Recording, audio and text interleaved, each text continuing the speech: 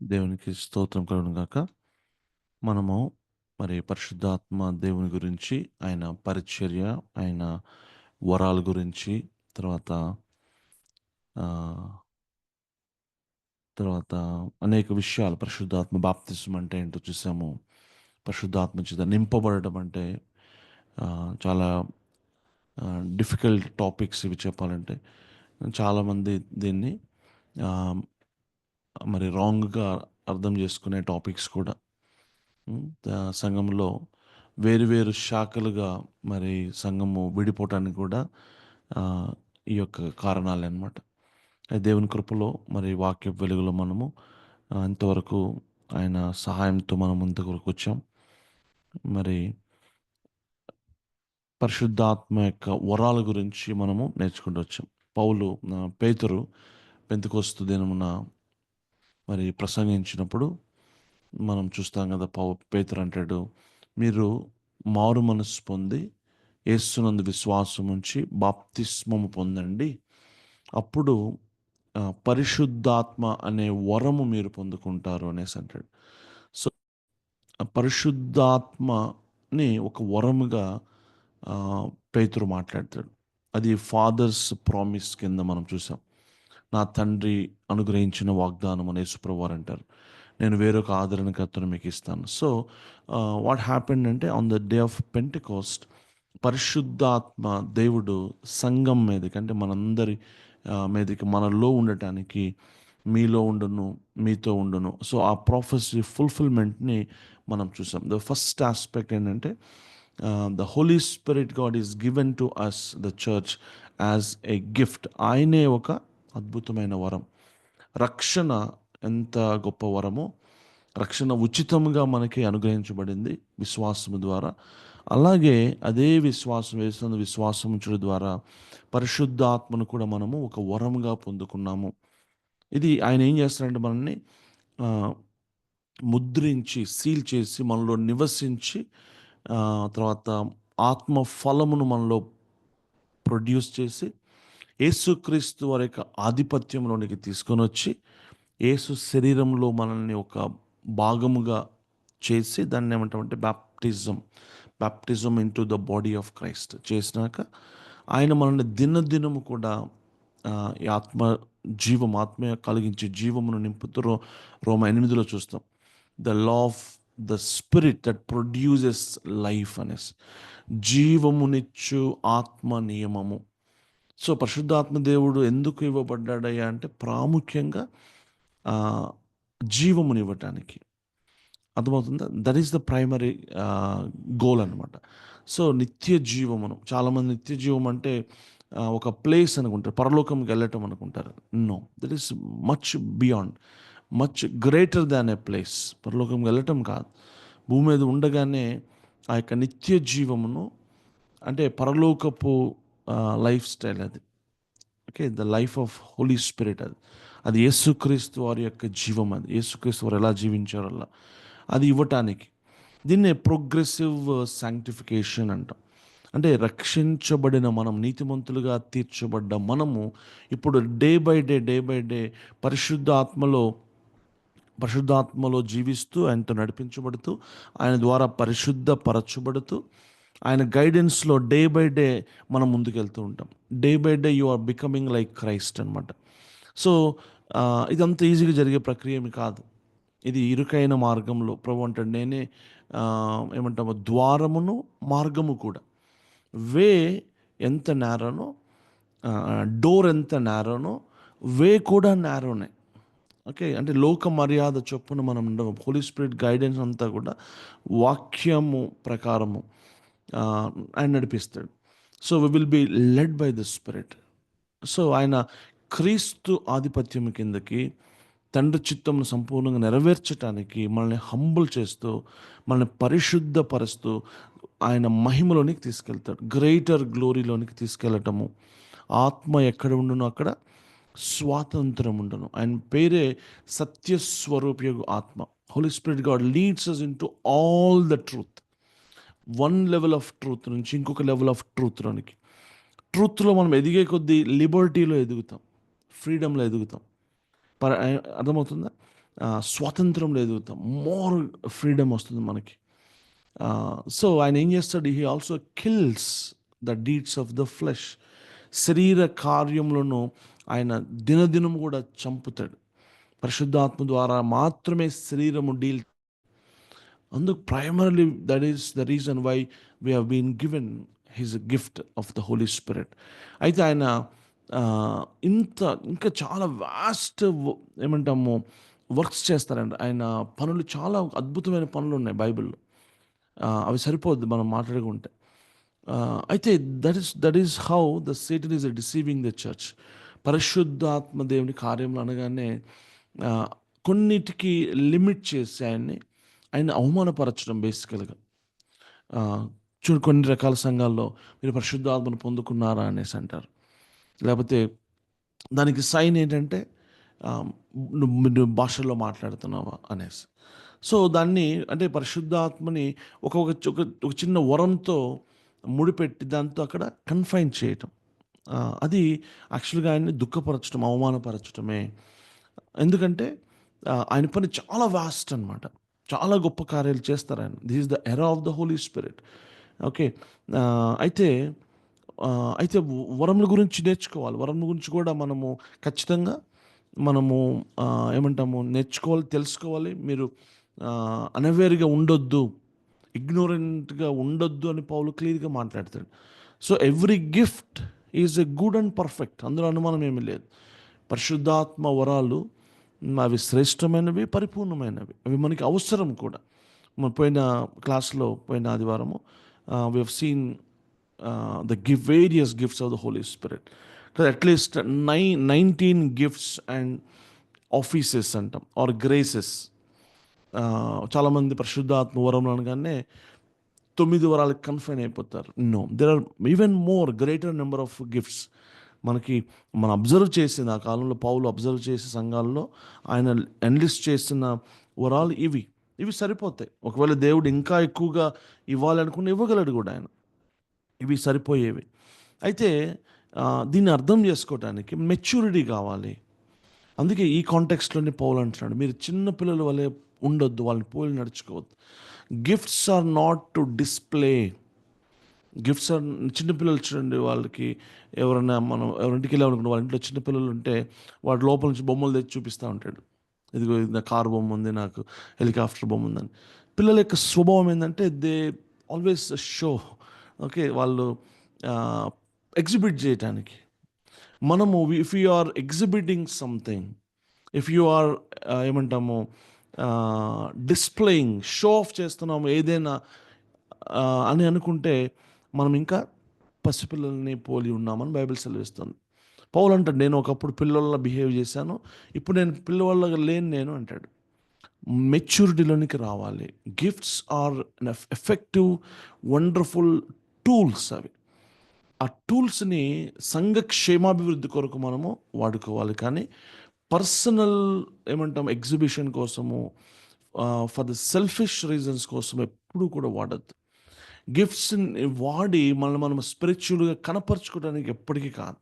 ఇంకోటి కూడా I make it very clear, అర్థం చేసుకోవాల్సిన విషయం, ఏ గిఫ్ట్ కూడా ఒక వ్యక్తి యొక్క ఆత్మీయతను అది ఏమంటాము కొలమానము కాదు. No gift of the Holi Spirit. Okay, నీకు 9 గిఫ్ట్స్ ఉండొచ్చు, still you can be a child in the ఏమంటాం బాడీ ఆఫ్ క్రైస్ట్. గిఫ్ట్స్ అనేవి ఒక వ్యక్తి యొక్క ఆత్మీయ పరిపక్వతని, ఆత్మీయ స్థితిని చూపించేవి కానే కాదు. పౌలు అంటాడు, మీ అందరికంటే నేను ఎక్కువ భాషలో మాట్లాడగలను, చెప్తే తప్ప ఎవరికి తెలియదు. పౌలు పబ్లిక్గా ఎక్కడ మాట్లాడినట్టుగా లేదు. He never displayed it. అర్థమవుతుందా? సో ఒక అర్థం చేసుకోవడానికి చూస్తే ఇవి ఎప్పుడు కూడా మనము మన ఆత్మీయ స్థితిని చూపించేవి కాదు. అది మొట్టమొదటి పాయింట్. సరేనండి, ఇక్కడ దీన్ని ఇంకా మనం ఫర్దర్గా ఈరోజు వెళ్ళే ముందు లాస్ట్ టైము మీకు నేను ఒక 2-3 స్క్రిప్చర్స్ తీసుకొని వచ్చాను. ఏంటది? అండర్స్టాండింగ్ కోసం. ఒక శరీరంలో వేరు అవయవాలు ఉన్నాయి. వేరు అవయవాలు అంటే డైవర్స్, దీన్నే డైవర్సిటీ అంటాం. వేరు అవయవాలు అవసరం ఉంది. ఒకటే అవయవం ఉండకూడదు, వేరు పనులు చేయాలి. అవి ఒక హార్మోనీ అంటాం. దే ఆర్ ఆల్ యునైటెడ్, కలిసి పనిచేస్తాయి. కలిసి పనిచేసి దేనికోసం పనిచేస్తాయంటే, దేనికోసము? ఫర్ ద గ్లోరిఫికేషన్, లేకపోతే శిరస్సు కోసం పనిచేస్తాయి. యూనిటీ ఉండాలి మెంబర్స్ అన్నిటి మధ్య. దీన్నే సింపథెటిక్ నర్వస్ సిస్టమ్ అంటాం. మీరు బయాలజీ స్టూడెంట్ అర్థమవుతుంది. ఓకే, మనం బాడీలో మొత్తం కూడా అన్ని ఆర్గన్స్, అన్ని సిస్టమ్స్ కలిసి they can sympathise with one another. ఒకదానితో ఒకటి కోఆర్డినేషన్ చేసుకుంటుంది. దీన్నే కోఆర్డినేట్ సిస్టమ్ అని కూడా అంటారు. Nervous system and coordinate system, they coordinate with one another.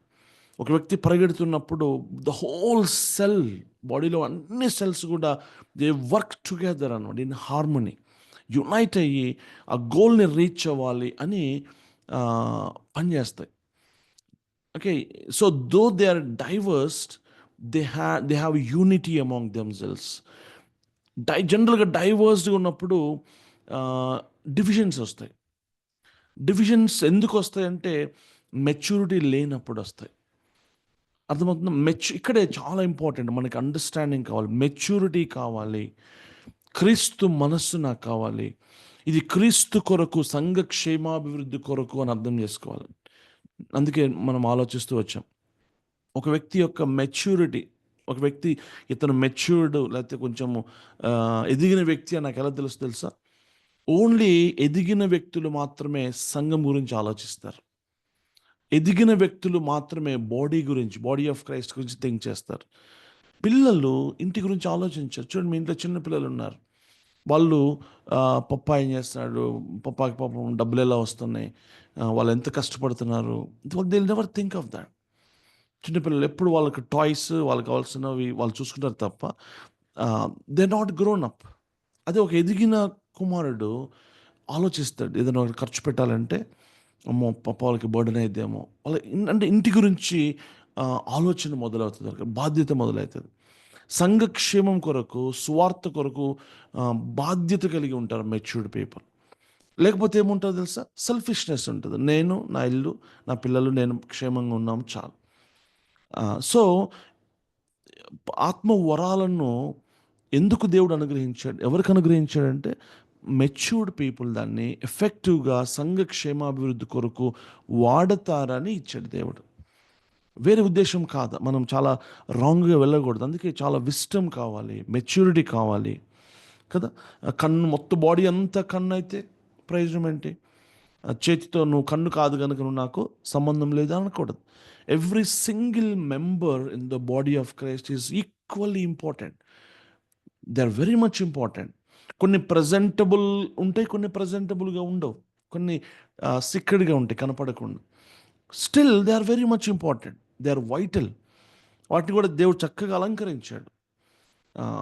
హార్ట్లో కరోనరీ ఏమంటాం ఆర్టరీ అని ఉంటుంది.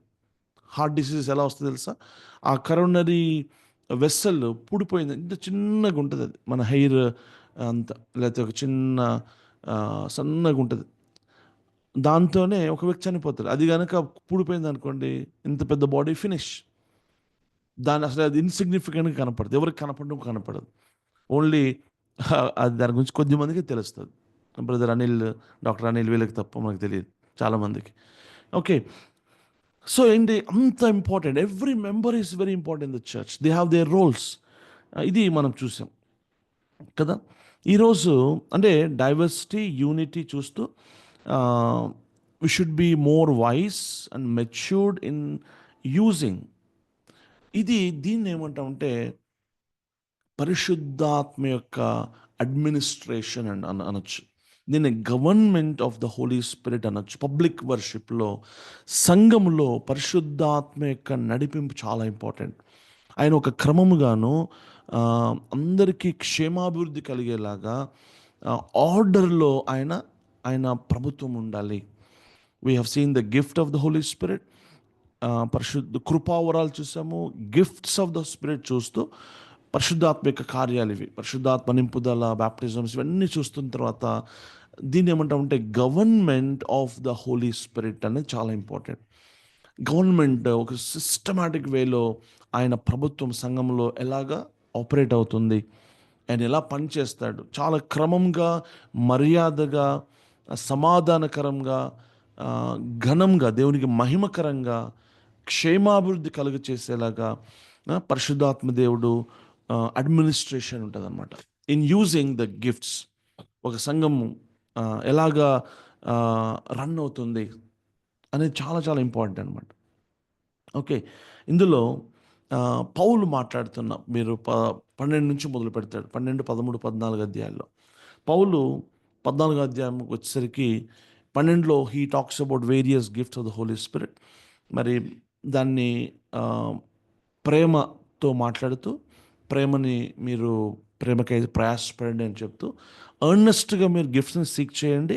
At the same time pursue love, see that balance. 12, 13, 14, 12, 14 అధ్యాయాలు టాక్స్ అబౌట్ ద గిఫ్ట్స్, మధ్యలో ప్రేమను పెట్టాడు. అందుకే ఎంత బ్యాలెన్స్ ఉండాలి చూడండి. ఆ, ఆ 13 అధ్యాయం లేకపోతే గందరగోళం నెలకొంటుంది, సంఘంలో డివిజన్స్ వస్తాయి, కొట్లాటలు వస్తాయి. మనం సరిగా మహిమకరంగా క్షేమకరంగా వాడలేం. అందుకే అన్నిటికంటే అతి ప్రాముఖ్యంగా ప్రేమ మోర్ ఎక్సలెంట్ వే నేను చూపిస్తాను అంటాడు. That is love. అది చెప్తూ 14 అధ్యాయంలో ఆయన ఇంకా స్పష్టమైన వివరణ ఇస్తున్నాడు. ఆయన పౌలు మాట్లాడుతున్న ప్రాముఖ్యమైన అంశాలు, దాన్ని మనం ఇలా అర్థం చేసుకోవచ్చు. మొట్టమొదటిగా it should B for the edification of the church. సంఘ క్షేమము కొరకు. ఎడిఫికేషన్ అంటే building the body of Christ. సంఘ నిర్మాణం, బిల్డ్, టు బిల్డ్ అని, ఇట్ ఈస్ ఆర్కిటెక్ట్కి సంబంధించిన వర్డ్ ఇది, బిల్డింగ్ అనేది. ఎడిఫికేషన్ అంటే బిల్డింగ్, అది అభివృద్ధి చెందుట అన్నదానికి గుర్తు. సంఘము అభివృద్ధి చెందాలి, అందరం కలిసి ఎదగాలి, దానికోసం ఇది వాడాలి అని అర్థమవుతుంది. మీరు 14 అధ్యాయము క్విక్గా మనం 1 నుంచి 5 వరకు చదువుదాం. 14 అధ్యాయము మొదటి కొరింథీ 14. యా, ఆసక్తితో అపేక్షించుడి,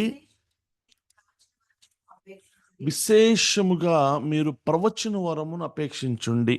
ఎందుకు పౌలు స్పెసిఫిక్గా ఇక్కడ he is bringing a comparison between two gifts ఈ చాప్టర్ అంతా కూడా. ఈ సంఘము పసిపిల్లల్ని పోలి ఉందన్నమాట సంఘం.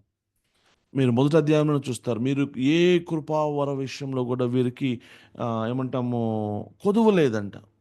ఈ సంఘంలో అబ్బో అందరు గిఫ్ట్స్ డిస్ప్లే చేసేవాళ్ళే, అద్భుతమైన ఏమంటాం కృపావరములు ఉంది, అన్నీ ఉన్నాయి. కానీ వీళ్ళ మధ్యన వీళ్ళు కొట్లాట్లు ఉన్నాయి, డివిజన్స్ ఉన్నాయి.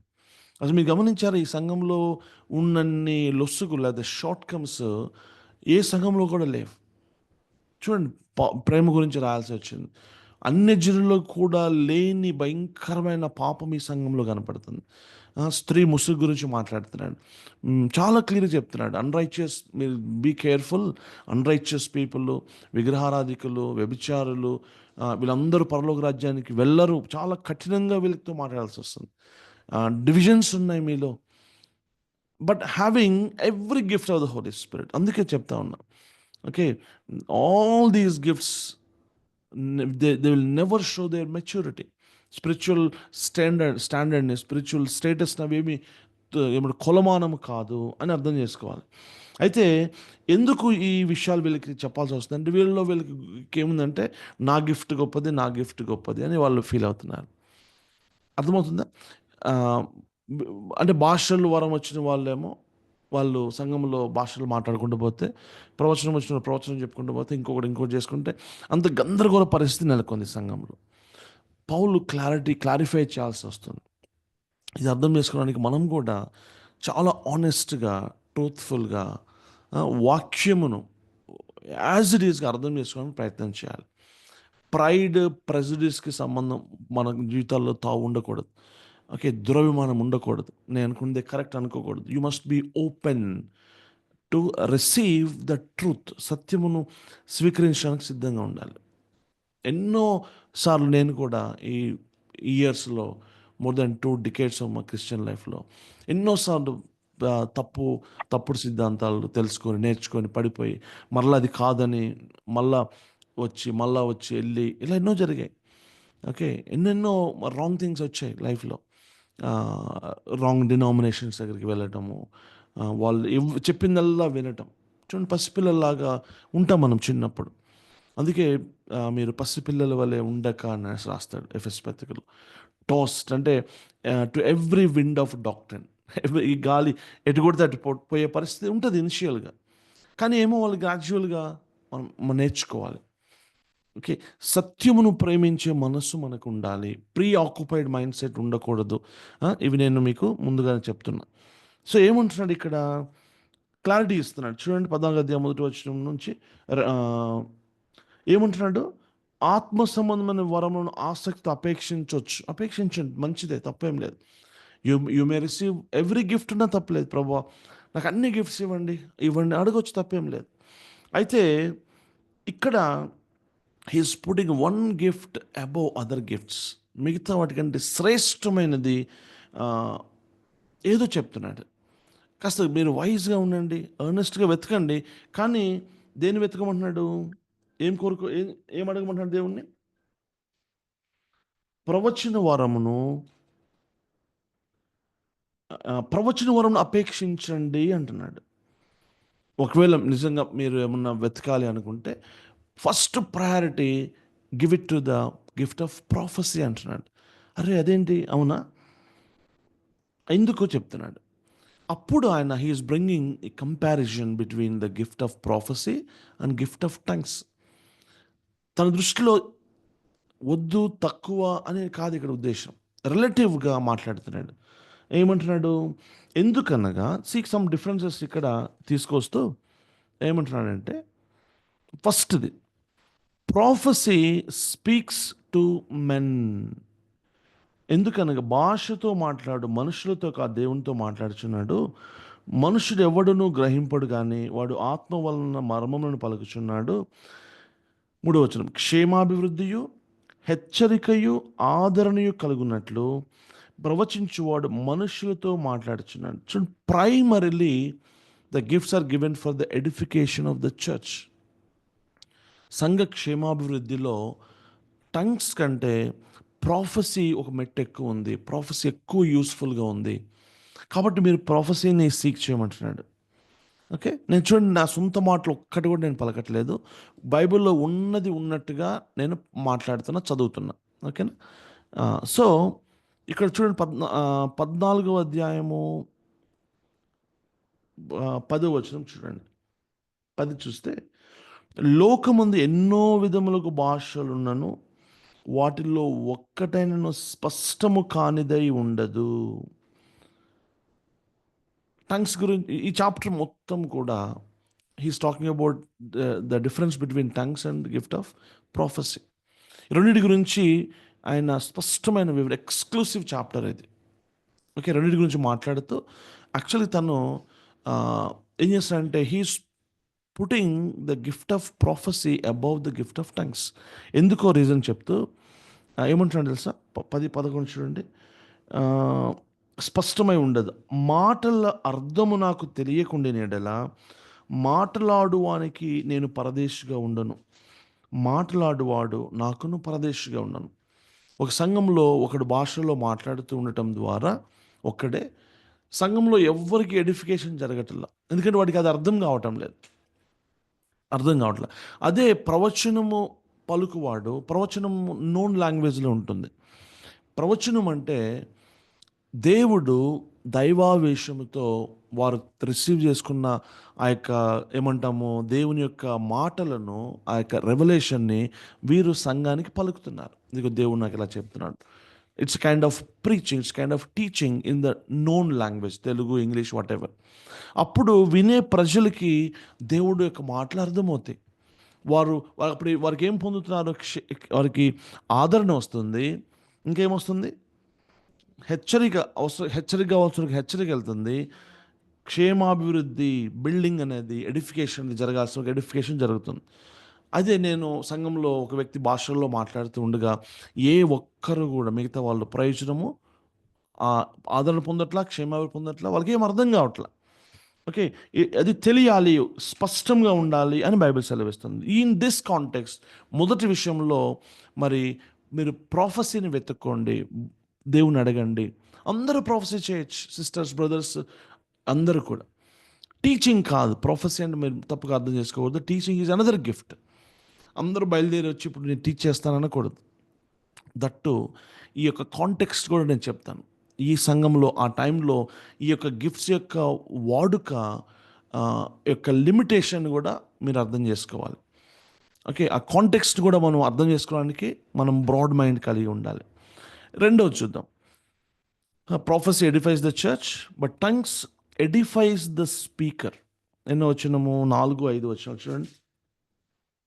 భాషతో మాట్లాడేవాడు తనకే క్షేమాభివృద్ధి కలుగ చేసుకును, కానీ ప్రవచించువాడు సంగమునకు క్షేమాభివృద్ధి కలుగ చేయును. క్లియర్గా మాట్లాడుతున్నాడు. భాషల్ని ఆయన తీసివేయట్లే పౌలు. భాషలో మాట్లాడొద్దు అనట్లా.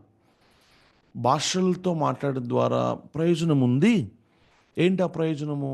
అది నీకే పర్సనల్గా బెనిఫిట్ అవుతుంది, నీకే క్షేమాభివృద్ధి కలుగుతుంది. Is not totally denying the gift of the tongues. Okay. Do not forbid speaking in tongues అని కూడా అంటాడు తర్వాత. మీరు ఇక్కడది తర్వాత, okay, do not forbid speaking, భాషల్లో మాట్లాడకుండా ఆపవద్దు అంటూనే దాన్ని ఆయన ఏమంటాడు తెలుసా? జ్ఞానయుక్తంగా మీరు వాడాలి అంటున్నాడు. ఏమంటున్నాడు ఇక్కడ చూడండి. ఎన్నో వచ్చిన అది 4, 5 ఇప్పుడు చదివింది. తనకే క్షేమావధి కలుగ చేసుకుని ప్రవచించేవాడు సంఘంలో క్షేమావధి కలుగ చేయను. మీరందరూ భాషలతో మాట్లాడవాలని కోరుచున్నాను, కానీ మీరు ప్రవచించవాలని మరి విశేషం కోరుతున్నాను. మీరందరూ భాషలో మాట్లాడటం మంచిదే, కానీ అది జరగదు. ఇంకొక చోట తన యొక్క విషయం ఎక్స్ప్రెస్ చేస్తాడు. ఏమని? వివాహ విషయంలో మాట్లాడుతూ మీరందరూ నా వలె వివాహం చేసుకోకుండా ఉంటే మంచిది అంటాడు. కానీ అది సాధ్యమవుతుందా? తన విషయం ఏంటి? అర్థమవుతుందని చెప్పింది. మీరందరూ నాలాగా సింగిల్గా ఉంటే మంచిదే, కానీ ప్రెషర్ పెట్టాడు. అలా జరగదు. దేవుడు కొద్దిమంది గిఫ్ట్ ఇస్తాడు. అది సాధ్యం కాదు. అందరూ భాషల్లో 12వ అధ్యాయంలో చూస్తాం క్లియర్గా. ఎన్నోది 12వ అధ్యాయము 30 వచనం, 29 చూస్తే అందరూ అపోస్తలులా, అందరూ ప్రవక్తలా? ఆన్సర్ ఏంటి? కాదు, కాదు. అందరూ అద్భుతం చేయవారా? కాదు. అందరూ స్వస్థపరచు కృపావరంకులు? కాదు. అదే కాంటెక్స్ట్, అందరూ భాషలతో మాట్లాడుచున్నారా? And what was the answer he was expecting there? No, absolutely. So అందరూ భాషలో మాట్లాడటం కుదరదు. భాషలను తక్కువ చేసి అది పక్కన పెట్టట్లా. దానికి ఉండే క్షేమాభివృద్ధి, దానికి ఉండే ఎడిఫికేషన్ నీకు ఉంది అని చెప్తూనే, అయితే ప్రొఫెసీ it edifies the whole church. కనుక మీరు ప్రవచన వరంను మీరు ఎక్కువగా కోరుకోండి అనేసి అంటున్నాను. అయితే భాషల వరం నేను అడగటం తప్ప అంటే, దేవుడిస్తే తీసుకో, లేకపోతే లేదన్న కాంటెక్స్లో చెప్తున్నాడు. అయితే coming to the next point. 12వ అధ్యాయము 12 14వ అధ్యాయం 10వ వచనం చూద్దాం. లోకమందు ఎన్నో విధములకు భాషలున్నను వాటిలో ఒక్కటైనను స్పష్టము కానిదై ఉండదు.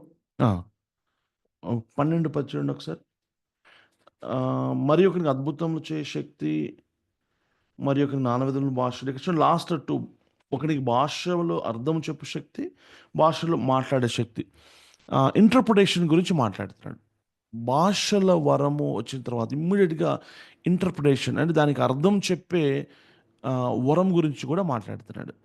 అయితే అవి 30 వచనం కూడా చూద్దాం. ఇందాక చూసామా? అందరూ భాషలో మాట్లాడడానికి తర్వాత 14:28, సారీ 14:28. అర్థము చెప్పువాడు లేని ఎడల అతడు సంఘములో మౌనంగా ఉండవలను, కానీ తనతోనూ దేవునితోనూ మాట్లాడుకొనవచ్చు. చూసారా? అర్థం చెప్పు అంటే దీనికి ఉన్న లిమిటేషన్ తీసుకొస్తున్నాడు. సరే, నువ్వు మాట్లాడుతున్నావు నాన్న, చర్చిలో మాట్లాడనుంది, సరే మాట్లాడు. అయితే ఎప్పుడు నువ్వు మాట్లాడమంటున్నాడు? నువ్వు మాట్లాడేది ఎవరికి అర్థం కావట్లా, కాబట్టి ఎవరికి ప్రయోజనం లేదు. ఎప్పుడు ప్రయోజనం అవుతుందంటే, దానికి అది ఏందో అర్థమైతే నాకు అప్పుడు నాకు ప్రయోజనం. కాబట్టి అర్థం చెప్పేవాడిని వెతుక్కో, లేకపోతే నువ్వు మాట్లాడొద్దు అని చెప్తున్నాడు. So in that way it is limited. దీనికి ఉన్న ప్రయోజనము లిమిటెడ్ అవుతుంది. మీరు ఈ కాంటెక్స్ట్ దయచేసి అర్థం చేసుకోవడానికి ప్రయత్నం చేయాలి. ఏంటి కాంటెక్స్ట్? పౌలు కొరింథీ సంఘానికి రాసిన సమయాన్ని చర్చ్ ఎవాల్వ్ అవుతుందన్నమాట. మీరు గమనిస్తే ఇప్పుడులాగా మీరందరూ చక్కగా బైబిల్స్ తీసుకొచ్చి చర్చికి వచ్చి కూర్చుంటున్నారు కదా. సంఘంలో వాక్యం చెప్తున్నప్పుడు రిఫరెన్స్ చెప్పగానే లూక్ 15:10 లేకపోతే ఏదో చెప్తే మీరు చక్కగా బైబిల్ ఓపెన్ చేసుకొని టక్కన ఓపెన్ చేస్తున్నారు, అవునా? జస్ట్ ఇమాజిన్, కొరింథీ సంఘంలో వాళ్ళకి చేతిలో బైబిల్స్ ఉన్నాయా? బైబిల్స్ లేవు వాళ్ళకి. మరి ఎవరు బోధిస్తారు? పౌలు ఎప్పుడు ఉంటాడు వాళ్ళతో? పౌలు, తిమోతి లాంటి గ్రేట్ అపోస్టల్స్, టీచర్స్ వాళ్ళతో లేరు. వాళ్ళు బిజీ మీద పరిచయం మీద వెళ్తున్నారు చాలాసార్లు. ఎల్డర్స్ని పెట్టి, ఎల్డర్స్ ఎవరు? వాళ్ళు ఏమన్నా ప్రవీణ్యుల, లేకపోతే ఆ, పెద్ద వాళ్ళ అంటే కాదు. The that is the the juvenile స్టేజ్లో ఉన్న చర్చ్ అది. సంఘం అప్పుడే సంఘం ఏర్పడుతూ ఉంది. సంఘం పరిపూర్ణతకు రాలేదు. సంఘం చేతుల్లో బైబిల్ లేదు. అయితే సంఘం ఆరాధన, సంఘంలో విషయాలన్నీ జరుగుతున్నాయి. ఆ కండిషన్స్లో వారికి దేవుని వాక్యం ఎవరు చెప్తారు, ఎవరు బోధిస్తారు? వాళ్ళ పరిస్థితి ఏంటి? ఇన్ దోస్ డేస్ జనరల్గా ఈ గిఫ్ట్స్ అనేవి వాడుకలోకి వచ్చేవి. సూపర్ న్యాచురల్గా, these are called supernatural gifts అనమాట. ఈ గిఫ్ట్స్ని వాడుకొని వాళ్ళు బండిని తాత్కాలికంగా, పరిపూర్ణమైన బైబిల్ చేతికి వచ్చేదాకా తాత్కాలికంగా వారిని నడపడానికి అవసరమైన గిఫ్ట్స్ బేసికల్గా ఇవి. జనరల్గా ఇప్పుడు చూడండి, ఆదివారం ఎలా ఉంటుంది మన చర్చిలో? ఆదివారం మన వాక్యానికి ఒక గంట సమయం, గంటన్నర సమయం కేటాయించుకుంటాం. పాస్టర్ గారు బైబిల్ తీసుకుని వెళ్ళి పులిపిడి మీద నిలబెడతాడు. బైబిల్ ఓపెన్ చేయండి అనగానే మీరు చక్కగా బైబిల్ ఓపెన్ చేస్తారు. రిఫరెన్సెస్ మనకి, క్రాస్ రిఫరెన్సెస్, తర్వాత నెంబర్ ఆఫ్ ట్రాన్స్లేషన్స్. ఇదిగో మెసేజ్ బైబిల్ ఇలా చెప్తుంది, అది ఇలా చెప్తుంది. But they had no such, ఏమంటాము, ప్రివిలేజెస్ లేవు వాళ్ళకి. చాలా జాగ్రత్తగా వినాలి. దేవుడు ఎలాగా సంఘంతో మాట్లాడేవాడు? ఎల్డర్స్ ద్వారా, లేకపోతే సంఘంలో ఉన్న కొద్ది మందికి ఈ వరాలు ఇచ్చి సంఘమును నడిపించుట కొరకు, సంఘానికి దేవుని యొక్క వర్తమానం అందించడానికి వాడబడిన ప్రాముఖ్యంగా వరాలు ఇవి. అందులో 3 ప్రాముఖ్యమైన వరాలు మనకు కనపడతాయి. ఒకటి భాషల వరము, రెండవది ప్రవచన వరము, మూడవది the gift of knowledge. There are 3 gifts అని మన దేవుడు సంఘానికి ఒక మెసేజ్ ఇవ్వడానికి వాడబడే వాళ్ళు అనమాట. వాడే గిఫ్ట్స్ ఇవి. మీరు 13వ అధ్యాయము మొదటి 2 వచనాలు చూడండి. ఏం చెప్పాను నేను? నాలెడ్జ్, ప్రొఫెసీ అండ్ టంగ్స్, ఈ 3 కలిసి పనిచేసేవి. 13, 1, 2 చూస్తే, మనుష్యుల భాషతోనూ దేవదూతల భాషతో నేను మాట్లాడినను, ప్రేమ లేని వాడినైతే మ్రోగెడు కంచును గనగనలాడు తాళమున ఎందును. అంటే ప్రేమ గురించి మాట్లాడుతున్నాడు. ప్రేమని ఇక్కడ, ప్రేమకున్న అనేక విషయాలు, ప్రేమకున్న అనేక ఆస్పెక్ట్స్ మాట్లాడుతూ, these are called the graces అని కూడా పిలవచ్చు. ఇదంతా కూడా ఒక కైండ్ ఆఫ్ కృపా వరములాగా, ఆత్మవరాలు, కృపావరాలు, ప్రేమను కూడా ఒక వరంగా దేవుడు మనకిస్తాడు. రోమా 5:5లో కూడా by the Holi Spirit, by the love that is poured into our hearts అంటాడు. ప్రేమను కూడా కుమ్మరిస్తాడు ఒక వరంగా. You cannot produce love, remember. ఒక వ్యక్తి ప్రేమ కూడా దేవుడి యొక్క కృపా వరమే చెప్పాలంటే. అయితే ఇక్కడ బ్యాలెన్స్ తీసుకొస్తానండి.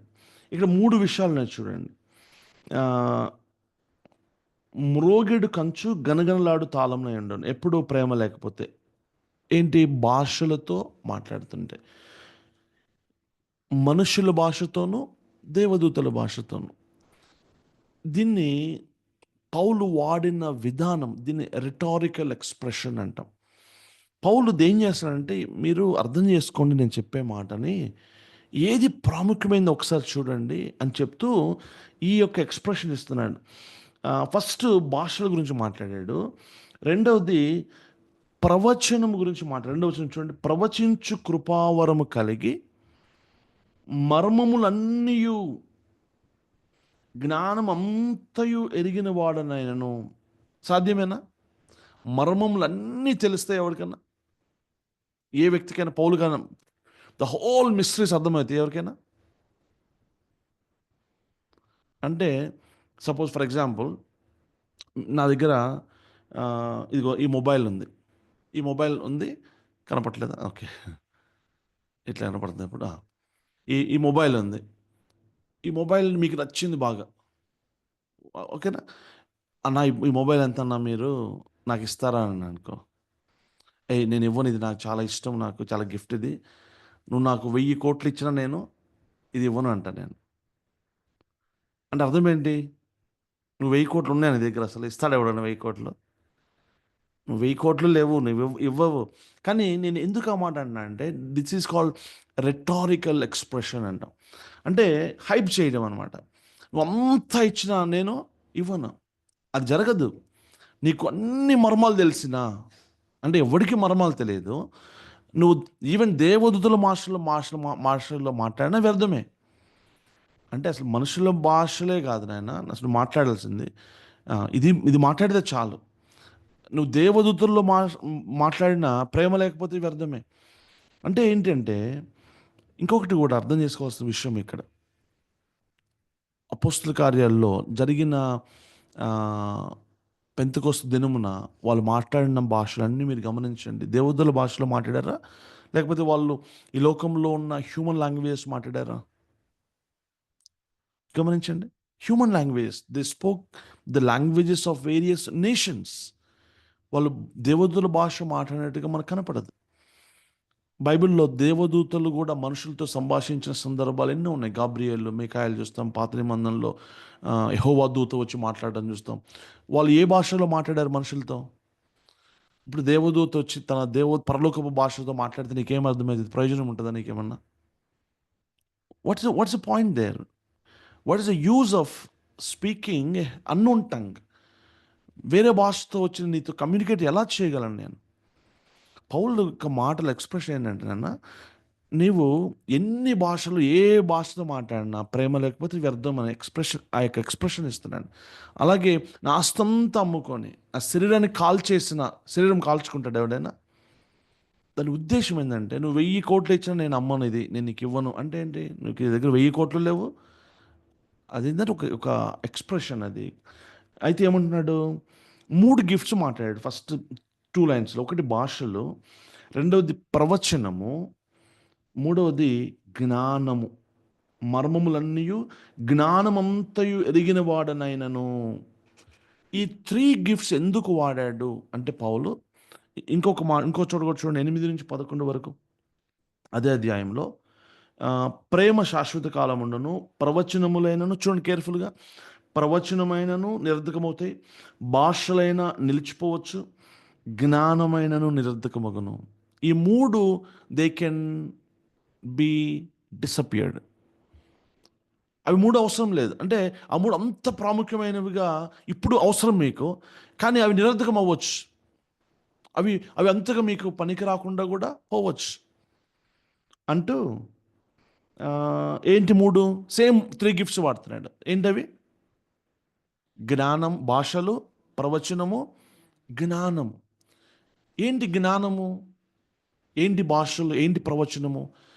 ఎందుకు ఆ మూడింటినే ఆ ఒక సెట్ లాగా తీసుకొచ్చాడు ఇక్కడికి? ఇక్కడ చూడండి, జ్ఞానము నిరర్ధకమగును, మనము కొంత మట్టుకు ఎరుగుదము, కొంత మట్టుకు ప్రవచించుచున్నాము. కొంత మట్టుకు. ఎందుకు కొంత మట్టుకు ప్రవచించుచున్నాడు? కొంత మట్టుకు ఎరుగుతున్నాను, కొంచెమే నాకు అర్థమవుతుంది ఇంకా. పూర్ణమైనది వచ్చినప్పుడు పూర్ణము కానిది నిరర్ధకమగును. నేను పిల్లవాడినై ఉన్నప్పుడు పిల్లవాని వలె మాట్లాడి తిని, పిల్లవాని వలె తలంచి తిని, పిల్లవాని వలె యోచించి తిని, ఇప్పుడు పెద్దవాడిని పిల్లవాని చేష్టలు మానివేసి తిని. హల్లెలూయా. ఎందుకు వీటిని కొంచెం కొంచెం అంటున్నాడు? నాకు కొంచెమే, కొంత మట్టుకు ఎందుకు ప్రవచిస్తున్నాడు? అర్థమవుతుందా? ఎందుకంటే ఇప్పుడు నేను చాలా జాగ్రత్తగా వినండి పిల్లలు. ఎల్కేజీ పిల్లలు ఉన్నారు. ఎల్కేజీ పిల్లలకి ఎవరైనా టీచ్ చేయగలుగుతారు కదా. వాళ్ళకి పిహెచ్డీ చేయాల్సిన అవసరం ఉందా? చూడండి, పిహెచ్డీ చేసిన పెద్ద ఇంజనీరింగ్ చేసి పిహెచ్డీ చేసిన వాడు ఎల్కేజీకి వెళ్ళాల్సిన అవసరం లేదు. ఎల్కేజీ పిల్లలు ఏబీసీలు చెప్పడానికి ఇక్కడ మనం ఎవరైనా చెప్పొచ్చు, 5th క్లాస్ పిల్లలు కూడా చెప్పొచ్చు. Church was in the beginning, early స్టేజ్లో ఉంది. The Bible is not at ready. చాలా జాగ్రత్తగా విన్నాను, అర్థం చేసుకోవాలి, కాంప్రహెన్సివ్గా అర్థం చేసుకోవాలి. మనం బైబిల్ ఒకటి సంపూర్ణంగా మన చేతులకు వచ్చేసింది ఈరోజు. చూడండి బైబిల్ ఒకసారి చూడండి, ఈరోజు ద హోల్ ట్రూత్ ఈ దీనివల్ల కనపట్లేదు. చూడండి, బైబిల్ ఆది కాండం నుంచి ప్రకటన గ్రంథం వరకు గాడ్స్ రెవల్యూషన్ ఈజ్ ఫినిష్డ్. దీన్ని ద రెవల్యూషన్ ఆఫ్ గాడ్ అంటాం. ఇది అందుకే అపోస్తలుల ప్రవక్తల పునాది వేయబడింది అంటే అర్థం ఏంటి తెలుసా? సంఘ నిర్మాణంలో పునాది ఎన్నిసార్లు వేస్తారు? ఒక్కసారి. ఎప్పుడు వేస్తారు? బిగినింగ్లో వేస్తారు. ఏం చేస్తారు ప్రవక్తలు, ప్రవక్తలు ఏం చేస్తారు? అపోస్తలుల బోధన తెచ్చారు. ప్రవక్తలు ఏం చేస్తారు? ప్రవక్తలు దేవుని యొక్క వాక్యమును తీసుకొస్తారు. దస్ సేస్ ద లార్డ్. ఇర్మియా చదవండి, మీరు ఎజెకియల్ చదవండి. This were the profits. వాళ్ళు అంటారు దస్ సేస్ ద లార్డ్ అంటారు. ఈరోజు చాలా జాగ్రత్తగా వినాల్సిన, అర్థం చేసుకున్న అంశం ఏంటంటే, ఇప్పుడు నీకు ఒకడు వచ్చి ఎక్కడి నుంచి బయలుదేరి వచ్చాడు, ఒకడు వచ్చి ఇదిగో నాకు దేవుడు పరలోకం నుంచి నాకు ఒక రెవల్యూషన్ ఇచ్చాడు, అర్థమవుతుందా? ఇది దేవుడు నాకు ఇచ్చిన మెసేజ్ ఇది అని వచ్చి సంఘంలో చెప్తున్నాను అనుకో, ఏం చేస్తాం మనం? అవునా, అయితే దాన్ని బైబిల్ యాడ్ చేస్తామా? Do you think Bible requires another book, another revolution అవసరమా మనకి? బైబిల్ ఫినిష్ అయిందా లేదా? Bible is finished. నాకు ఇంకో కొత్త రెవల్యూషన్ పరలోకం నుంచి గాబ్రియల్ దూత వచ్చి చెప్పినా కానీ మనం దాన్ని స్వీకరించాల్సిన అవసరం ఉందా? No, it is finished. అయితే ఈ బైబిల్ చేతికి రాక మునుపు ఎర్లీ స్టేజ్లో వారికి ఏం తెలియదు. అక్కడ ఎల్డర్స్కి తెలియదు, కూర్చున్న వాళ్ళకి తెలియదు. మరి సంఘం ఎలా రన్ చేయాలి? అంటే దేవుడు ఏం చేశాడంటే సూపర్ న్యాచురల్గా వాళ్ళకి కొన్ని వరాలు ఇచ్చాడు. ఒక నిలబడతాడు, వాడికి కూడా ఏం తెలియదు, బొత్తిగా నాలెడ్జ్ లేదు. సూపర్ న్యాచురల్, వాడికి అప్పుడే ప్రభు నమ్ముకొని ఉండొచ్చు, దేవుడు అతనికి ఈ భాషలు వరం ఇస్తాడు. వీడు నిలబడేదో మాట్లాడుతూ ఉంటాడు. ఏం మాట్లాడుతున్నాడు అంటే he speaks the mysteries of God. దేవుని యొక్క మర్మాలు మాట్లాడుతున్నాడు, ఎవడికి తెలియని మర్మాలు. ఈ పక్కన ఇంకోడు ఉంటాడు, ఎవరతను? ఇంటర్ప్రిట్ చేసేవాడు, భాషను అర్థం చెప్పేవాడు. వాడు లేచి ఇతను చెప్తున్నాడు కదా, దీని అర్థం ఇది, దీని అర్థం ఇది, ఆ సంఘాన్ని అందరూ చెప్తున్నాడు. ఎందుకంటే వీడికి బైబిల్ తెలియదు, నాలెడ్జ్ లేదు, ఏం బోధించాలో ఇతనికి తెలియదు. కాబట్టి ఇతడు తన అనుభవం నుంచి, జ్ఞానంలో నుంచి ఒక పాస్టర్ అయి చెప్పట్లా, కానీ సూపర్ న్యాచురల్గా దేవుని వద్ద నుంచి ఒక రెవల్యూషన్, ఒక టంగ్ని రిసీవ్ చేసుకొని అది మాట్లాడుతూ ఉండగా ఇంకొక వ్యక్తి దానికి అర్థం చెప్తూ సంఘ క్షేమాభివృద్ధి జరుగుతుంది. సరే, టంగ్స్ గిఫ్ట్ తీసి పక్కన పెడితే ప్రవచనం, ఒక వ్యక్తి లెగుస్తాడు, తనకి కూడా దేవుడు ఏం చేస్తాడంటే ఒక రెవల్యూషన్ ఇస్తాడు. మీరు చూడండి, యాక్చువల్గా 14వ అధ్యాయము 27వ వచనం చూడండి. 27 27 కాదు, 26 నుంచి. సహోదరులారా, ఇప్పుడు మీలో ఏం జరుగుతున్నది? మీరు కూడి వచ్చున్నప్పుడు చూడండి ఏమేమి జరుగుతుంది అక్కడ. ఒకడు కీర్తన పాడవని, ఒకడు వస్తాడు బయలుదేరి, నేను ఒక పాట పాడతానని వస్తాడు. గుడ్, పాట తప్పేం లేదు. మరి ఒకడు నేను బోధిస్తానని వస్తాడు. ఓకే, నేను ఒక బోధ చేస్తానంటాడు. మరి ఒకడు తనకు బయలుపరచబడినది ప్రకటన చేయవలని ఉన్నాడు, దేవుడు నాకు ఇది బయలుపరిచాడు అని ఇంకొకడు వచ్చి చెప్తాడు. ఇంకొకడు నేను భాషలతో మాట్లాడతానని ఇంకొకటి వస్తాడు. ఏంటి ఇవన్నీ కూడా గిఫ్ట్స్ అన్నమాట. They want to exhibit this gifts. సంఘంలో నేను ఏదో ఒకటి చేయాలి, ఏదో ఒకటి చెప్పాలి, నేను ఏదో ఒకటి నేను చేయాలి సంఘానికి అని ఒక్కొక్కడు బయలుదేరి చెప్తున్నాడు. ఇంకొకటి అర్థం చెప్పమని ఉన్నాడు. సరే, అందరు చెప్పండి. ఇప్పుడు సమస్య ఏమవుతుంది చెప్పండి? ఎవడు ఫస్ట్, ఎవడు సెకండ్? గబగబో నేను వెళ్తాను కొట్టుకుంటూ ఉంటారు. కొన్ని సంఘాల్లో చూస్తే ప్రార్థన చేయమని అన్నాం అనుకో, ప్రేరేపించడంలో ప్రార్థన చేయమని ఒక మాట అనగానే 2-3 ప్రేరేపిస్తాడు దేవుడు. నాకు అర్థం కాదు, అది అసాధ్యమవుతుంది. 2-3 సరే, ఒకళ్ళు ప్రార్థన చేస్తున్నాము, ఇంకొకరు ప్రార్థన మొదలుపెట్టారు. ఏం చేయాలి వీళ్ళు? అరే అక్క చేస్తుంది లేని వీడు ఆపాలా? ఇద్దరు ప్రార్థన చేస్తుంటే ఎంత ఘోరంగా ఉంటుంది అది. పోటీ అనమాట, ప్రార్థన పోటీలు అయితే ఏమన్నా ఎంత డిజానరబుల్గా ఉంటుంది ప్రజెన్స్, ఆ యొక్క పరిస్థితి. పరిశుద్ధాత్మ దేవుడు అల్లరికి కర్తన, క్షేమాభివృద్ధి, సమాధానము, ఆర్డర్. ఆయన ఆయన కార్యాలు చాలా ఆర్డర్గా ఉంటాయి. ప్రభు సన్నిధిలో అద్భుతంగా ఉంటుంది, అసలు ప్లెజెంట్గా ఉంటుంది. కానీ ఇక్కడ చూసారా, గుంపు బయలుదేరి వచ్చి వీళ్ళందరూ ఏం చేస్తాడు, నేను చెప్తాను. వాడు అక్కడ ఇప్పుడు అది పాట పాడేవాడు ఫినిష్ చేయకముందు ఇంకొకటి పక్కే నిలబడ్డాను పాడటానికి. లేకపోతే నేను కొట్టుకుంటూ ఒకటి ముందెళ్ళి వాడిని లాగి నేను వెళ్తాను, నేను భాషలో మాట్లాడతాను, నేను అర్థం చెప్తాను అంటే పోటీనా అది? సో ఇక్కడ కావాల్సింది సంయమనము ఏమంటాం, మెచ్యూరిటీ, విస్టమ్ కావాలి. అందరికీ క్షేమాభివృద్ధి కలుగుటకు ఆర్డర్గా జరగాలి. ఇది పరిశుద్ధాత్మ దేవుని యొక్క గవర్నమెంట్. ఆయన ఉన్నాడంటే చక్కగా నడిపించాలి అని చెప్తూ, ఇప్పుడు మీరు చూడండి, ఏ చర్చిలో అయినా ఎక్కడైనా మీరు చూసారా, ఒక వ్యక్తి లేచి భాషలో మాట్లాడుతుంటే ఇంకొక వ్యక్తి అర్థం చెప్పడం మీరు ఎక్కడైనా చూసారా? నేను ఇప్పటికీ 100 చర్చెస్ తిరిగి ఉంటాను. నేను ఎక్కడ నాకు ఈ ఆర్డర్ కనపడలా, ఎక్కడ జరగట్లా. ఎందుకని జరగట్లేదు చెప్పనా? ఎందుకు అవసరం తెలుసా? Now I have the Bible. Pastor గారు ఉన్నారు నాకు. ఇప్పుడు అప్పటిలాగా గబాలను లేచి ఇదిగో దస్ చేస్తున్నాడు, దేవుడు ఇలా చెప్తున్నాడు, అప్పటికప్పుడు దేవుని ఎదురు నుంచి ఒక ఇంటర్ప్రిటేషన్, ఒక రివల్యూషన్ తీసుకొని నేను చెప్పాల్సిన అవసరం లేదు. ఆ కాలంలో అలా చెప్పినప్పుడు ఏం చేయమన్నాడు తెలుసా? మీరు 29 వచ్చిన చూడండి. ఇద్దరు ముగ్గురు మాట్లాడవచ్చు. ఓకే, ప్రవక్త ఏం చెప్తాం? దేవుని ఇద్దరు నుంచి వర్తం. That is called the revelation from God, the word of God from the Lord. Thus says the Lord. ఇదిగో దేవుడు ఇలా చెప్తున్నాడు అనేది. ఇద్దరు లేక ముగ్గురు మాట్లాడవచ్చు. తక్కిన వారు ఏం చేయాలి? వివేచించాలి. ఎందుకు వివేచించాలి? చాలా జాగ్రత్తగా వినాలి. ఏది పడితే చెప్తే యాక్సెప్ట్ చేయొచ్చా? చేయకూడదు అట్లా. ఇప్పుడు ఆదివారం మీరు వాక్యం వింటున్నారు కదా, అంతెందుకండి, పౌలు శీలలు వచ్చి బోధిస్తున్నారు. పౌలు శీలలు వచ్చి బోధించినప్పుడు బెరియన్స్ ఏం చేశారు? అబ్బా సూపర్, పౌలు చెప్పాడు, గమాన్ యు ఆర్ రైట్ అంటున్నారా? వాళ్ళ దగ్గర యాక్చువల్ బైబిల్ లేదు. మీరు గమనించండి, మనలాగా ఇప్పుడులాగా బైబిల్ అవైలబిలిటీ లేదు. పౌలు వచ్చి చెప్పిన తర్వాత పౌలు బోధని వీళ్ళు కరెక్టా కాదా అని వీళ్ళు మరలా సినగోగ్కి వెళ్ళాలి.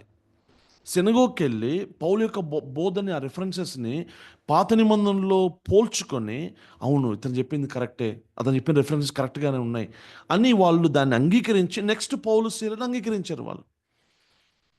ఇప్పుడు ఆదివారం వాక్యం జరుగుతుంది కదా, ఇప్పుడు నన్ను వెయిట్ చేయనా, నెక్స్ట్ వీక్ నేను పరీక్షించి చెప్తాను మీరు ఇప్పుడు అంటున్నారా? అనట్లే. ఎందుకని? ఎమ్మటే బైబిల్ ఓపెన్ చేస్తారు మీరు. ఎమ్మటే నేను చెప్పేది నా సొంత భాషలో చెప్పట్లా, పాస్టర్ గారు సొంత ఆలోచనతో చెప్పడు, ఇదిగో దేవుడు నాకు ఇలా చెప్పాడు కాదు. Everything is now from the స్క్రిప్చర్లో నుంచి ఇదిగో దేవుడు ఇలా మాట్లాడుతున్నాడు. ఇది ఆయన అప్పటికప్పుడు మనకు అర్థమైపోతుంది. సో ఆ కాలంలో సంఘంలో ఆర్డర్ ఇలా జరిగేది. ఒకరు పాడుతారు, ఒకడు బోధించేవాడు వస్తాడు, ఒకటి దేవుడు నాకు ఇది నాకు ఏమంటాము ఈ యొక్క రెవల్యూషన్ ఇచ్చాడు, నేను ఇది ప్రకటిస్తాను ఒకడు వస్తాడు, నాకు భాషల్లో నా దేవుడు నాకు ప్రేరేపిస్తాను, ఇప్పుడు భాషల్లో మాట్లాడతాను ఒకడు వస్తాడు, అప్పుడు ఇంకోటి అర్థం చెప్పేవాడు లెగుస్తాడు. అవన్నీ ఆర్డర్గా జరగమంటున్నాడు. అయితే ఈ యొక్క ఇంటర్ప్రిటేషన్, సంఘంలో భాషలు ఇంటర్ప్రిటేషన్కి అవసరత నేనేది అంటున్నా, it is not required now. ఎందుకంటే సంపూర్ణమైనది దేవుని యొక్క వాక్యం మన చేతికి వచ్చేసింది. ప్రతి ఒక్కరు ఇప్పుడు వాక్యం చదువుకోగలుగుతారు. బోధకులు ఉన్నారు, మనకి పాస్టర్స్ ఉన్నారు. అయితే ఈ 3 కలిసి ఆ దినాన పనిచేశాయి. సో ఏమంటున్నాడు? సంఘ క్షేమము కొరకు, అందరి క్షేమాభివృద్ధి కొరకు ఈ ప్రధానమైన కారణం చేత మీరు ప్రవచన వరమును విశేషంగా అపేక్షించండి, భాషల కంటే కూడా. భాషలకి లిమిటెడ్ యూస్ ఉంది అని చెప్తున్నాడు, ఫస్ట్ పాయింట్. రెండవది అండర్స్టాండింగ్. చాలా జాగ్రత్తగా వినండి.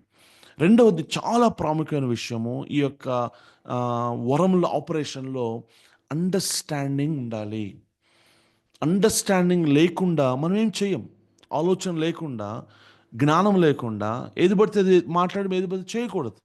అలా చేస్తే పిచ్చోళ్ళు అంటారు. అర్థమవుతుందా? ఏంటి మరిది? నేను మాట్లాడుతున్నాను, మీరందరూ వింటున్నారు. మీకు ఎంతో కొంత అర్థమవుతుంది కదా. మీకు అర్థం కాకుండా నేను వేరే ఒక విషయం చెప్తున్నాను అనుకోండి, మీకేం అర్థమవుతుంది? వెళ్ళిపోతారు అందరు. అర్థం కాకపోతే యూస్లెస్ కదా. నేను చెప్పేది మీకు అర్థం కాకపోతే what is the use of that? ఇప్పుడు మన పిల్లలు చదువుతున్నారు, వాళ్ళకి అరబీ టీచర్ వచ్చి అరబీ చెప్తుంది అనుకోండి, అరబీలో వీళ్ళకి ఫిజిక్స్ చెప్తుంది అనుకోండి, ఏం అర్థమైంది వీడికి? అర్థమైందా? సబ్జెక్టే చెప్తుంది ఆవిడ.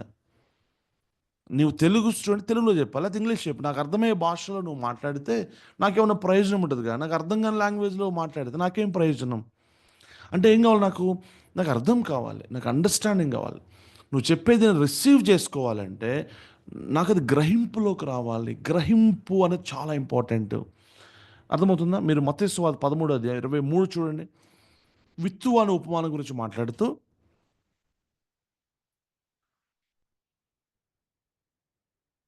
మంచి నేలను విత్తబడి మంచి నేలను విత్తబడిన వాడు ఆ గ్రహించువాడు. వాక్యమును విని, వాక్యమును వినటము, దాన్ని ఏం చేయాలి? గ్రహించాలి. వాక్యము విని గ్రహించటం అంటే, ఇప్పుడు నేను ఉన్నాను ప్రియులారా, నేను మీతో తమిళ్లో వాక్యం చెప్తున్నాను అనుకోండి. జస్ట్ ఇమాజిన్, మీరు సరే వింటారు, మీకు గ్రహిస్తారా? అర్థమైద్దా మీకు? అర్థం కాదు. నేను చెప్పేది ఫస్ట్ మీరు విని దాన్ని రిసీవ్ చేసుకోవాలి. రిసీవ్ చేసుకోవాలంటే మీకు అది అర్థం కావాలి. వెరీ వెరీ ఇంపార్టెంట్ అండర్స్టాండింగ్ అనేది ఈ యొక్క స్పిరిట్ గిఫ్ట్స్ ఆపరేషన్లో. మొదటి తెస్సలోనికైయులు 2:13 కూడా అదే రాయబడి పౌలు రాస్తాడు. మీరు నా మాటను మీరు you have received it, you heard me and you received it. చదవండి ఒకసారి 2:13. దేవుని గూర్చిన వర్తమాన వాక్యము మా వలన అంగీకరించినప్పుడు మా వలన ఆ వర్తమానాన్ని మీరు ఏం చేశారు? అంగీకరించినప్పుడు. మనుషుల వాక్యమని ఎంచక ఎస్, అది నిజముగా ఉన్నట్టు దేవుని వాక్యమని దానిని చాలండి. అంగీకరించిరి గనుక. So you must have a heart to receive, A mind to understand, A mind to understand and A heart to receive it. అప్పుడే నాకు అది క్షేమం కలుగుతుంది, మీకు క్షేమం కలుగుతుంది. లేకపోతే యూస్లెస్, అది వృధా అయిపోద్ది ప్రయాస అంతా అని ఈ కాంటెక్స్ట్ చెప్తూ ఇక్కడ ఏమంటాడంటే, అందుకే నేను మళ్ళీ చెప్తాను, పదాలు మొత్తం కూడా ఈ brings a contrast between tongues and ప్రొఫెసీ. ఓకేనా? యాక్చువల్గా 14వ అధ్యాయం రాయటం యొక్క ఉద్దేశం ఏంటంటే, ఈ సంఘము మిస్యూజ్ చేస్తుంది గిఫ్ట్స్ని. చాలా రాంగ్ వేలో వాళ్ళు వాడుతున్నారు. హీ వాజ్ యాక్చువల్లీ డిస్కరేజింగ్ అనమాట. మీరు గమనించండి, ఎంకరేజ్ చేయట్లా, కేర్ఫుల్ గమనిస్తే. అందుకే ఆర్డర్లో మీరు పెట్టుకోండి, క్షేమంగా వెళ్ళండి అని పరిశుద్ధాత్మ యొక్క విధి విధానం చెప్తున్నాను అని ఏమంటాడు చూడండి ఒకసారి. ఆ,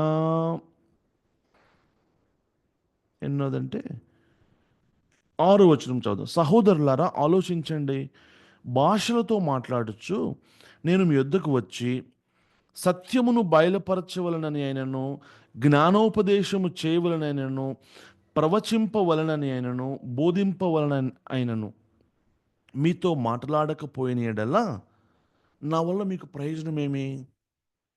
ఒకడు వచ్చాడు భాషలో మాట్లాడు సంఘంలోనికి, అయ్యా నేను భాషలో మాట్లాడతాను, మాట్లాడి ఏం చేస్తాను?